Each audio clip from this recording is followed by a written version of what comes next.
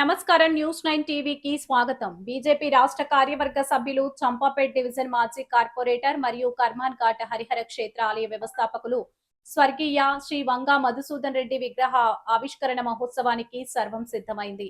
ప్రజల మనిషిగా, రాజకీయ నాయకుడిగా, ఆధ్యాత్మికవేత్తగా ఆయన చేసిన సేవలను స్మరించుకుంటూ కర్మాన్ ఘాట్ లో భారీ బహిరంగ సభ మరియు విగ్రహ ఆవిష్కరణ కార్యక్రమాన్ని అభిమానులు, కార్యకర్తలు ప్రతిష్టాత్మకంగా జూలై 13 సోమవారం సాయంత్రం 6 గంటలకు కర్మాన్ ఘాట్ లోని క్రాంతి క్లబ్ వేదికగా ఈ కార్యక్రమం జరగనుంది. ఈ మహోత్సవానికి పార్టీ శ్రేణులు, అభిమానులు మరియు స్థానిక ప్రజలు పెద్ద ఎత్తున విచ్చేసి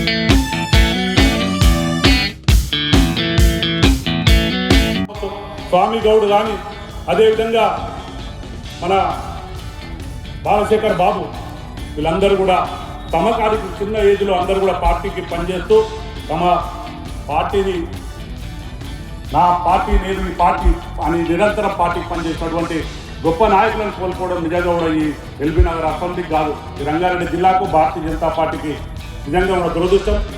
నేను చాలాసార్లు అనుకుంటా ఉంటా, అశోక్ గౌడ్ గారికి, ఇక్కడ ఉన్న పెద్దలందరూ కూడా నమస్కారం. నేను పక్క నియోజకవర్గం ఉన్నా కూడా వంగ మధుసూదన్ రెడ్డి గారి పేరు ఎన్నోసార్లు విన్నాను. మాకు అనిపించేది, మా దగ్గర కూడా ఇటువంటి నాయకులు ఎంతోమంది ఉంటే మన నియోజకవర్గానికి కాక తెలంగాణకు ఇంత మేలవుతుంది.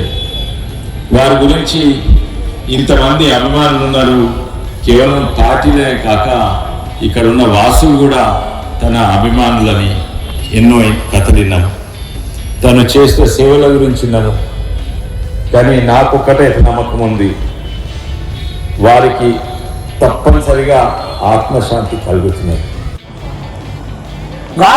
నాతో అంటున్నాడు, అరే ఒక్కటి కూడా రాసుకోలే, ఒక్కటి కూడా చూడకుండా ప్రతి వ్యక్తిని పేరు పెట్టి ఏ ప్రాంతంలో ఏ సమస్య ఉందో అనర్గళంగా గంటల తరబడి ఇక్కడ చూడకుండా ప్రతి వ్యక్తిని పేరు పెట్టి ఏ ప్రాంతంలో ఏ సమస్య ఉందో అనర్గళంగా గంటల తరబడి ఇక్కడ కమ్యూనిటీ హాల్లో మాట్లాడాడు మదన్.